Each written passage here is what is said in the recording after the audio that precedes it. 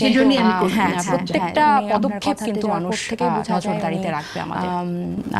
সবাইকে নিয়েই একসাথেই বাংলাদেশের রাজনীতি করার, যেটা বাংলাদেশের সব মানুষের, সব ধর্মের, সব শ্রেণীর, সব বর্ণের মানুষের জন্য কল্যাণের হবে। এবং আসলে গণ অভ্যুত্থান পরবর্তী বাংলাদেশে এটা আরও বেশি জোরালো যে সম্প্রীতির, ধর্মীয় সম্প্রীতির এবং সব ধর্মের মানুষকে নিয়ে এবং সব জাতিসত্তার মানুষকে নিয়েই কিন্তু আসলে রাজনীতি করতে হবে, বাংলাদেশটা সবার।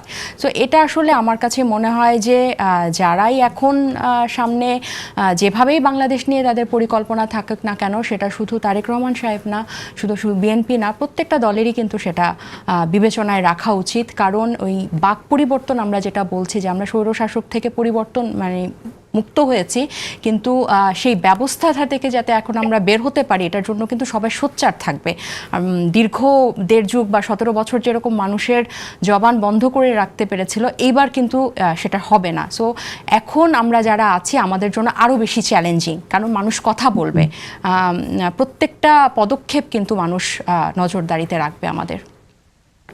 নিশ্চয়ই। আমরা আস্থা অনাস্থা নিয়ে কথা বলছিলাম তাসনুভা, এখানে আমি একটু কোট করতে চাই আপনাদের এক সময় আপনাদের সাথে, আপনার গণ অভ্যুত্থানে এনসিপির অনেক নেতার সাথে তিনিও ছিলেন, আব্দুল কাদের। তিনি একটি কথা বলেছেন, তারুণ্যের রাজনীতির কবর রচিত হয়ে যাচ্ছে, এনসিপি অবশেষে জামাতের সাথে জোট বাঁধছে, সারা দেশের মানুষের আশা আকাঙ্ক্ষা জলাঞ্জলি দিয়ে গুটি কয়েক নেতার স্বার্থ হাসিল করতেই এমন আত্মঘাতী সিদ্ধান্ত নিয়েছে তারা।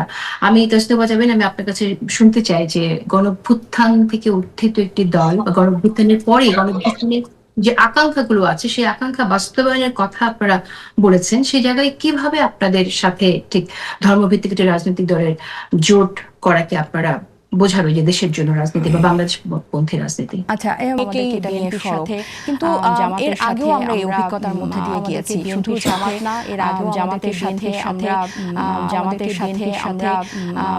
সাথে অনেকভাবেই কিন্তু আমাদেরকে বিএনপির সাথে সমালোচনায় ফেলা হয়েছে। ইনফ্যাক্ট আমি আমাদেরকে বিএনপির সাথে একটা রিল জামাতে আমার সামনে এসেছে, সেটার হেডলাইন হচ্ছে জামাতের সাথে জামাতের জোট, নাহিদ ইসলামী কি হতে যাচ্ছেন প্রধানমন্ত্রী, এরকম কথা আছে।